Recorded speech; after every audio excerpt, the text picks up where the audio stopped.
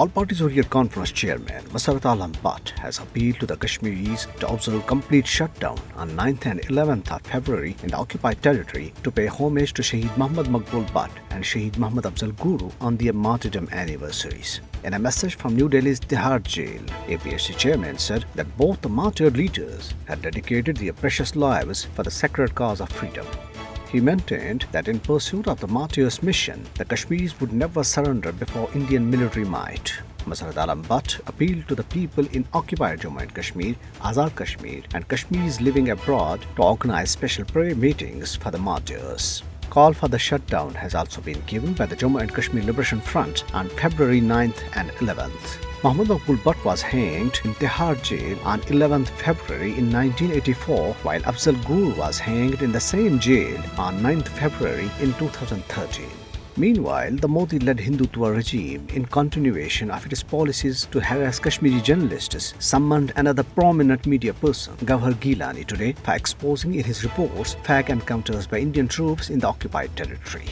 Kashmir UK launched a digital campaign to expose Indian crimes against humanity in Indian illegally occupied Jammu and Kashmir, in addition to holding rallies and conferences in the UK and Europe on Kashmir Solidarity Day. The digital van travelled in London, Luton and Birmingham, while a large number of British Kashmiris and Pakistanis took to the streets along with the van in protesting Indian state terrorism in occupied territory.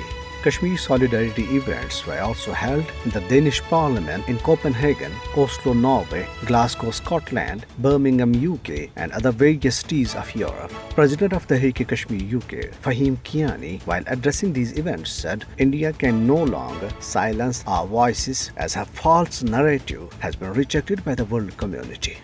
Speakers at a webinar organized by Kashmir Council Europe in Brussels asked the civil societies of the European Union to play their role to stop human rights violations in Indian illegally occupied Jammu and Kashmir. The event was addressed by Ali Raza Saeed, Michal Malik, and European journalists and historians including Mikula Skrivensky, Andre Bass, Yvette Clay, Miss Claire Badville, and Miss Cheney.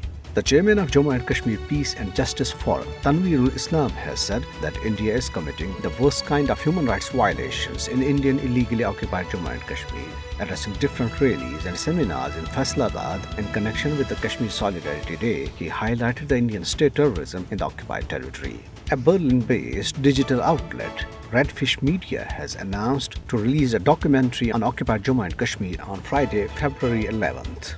Referring to the anti-Kashmiris policy of the Modi regime, the video portrayed Kashmir as another Palestine and warned that the territory is fast becoming a settler colonial state.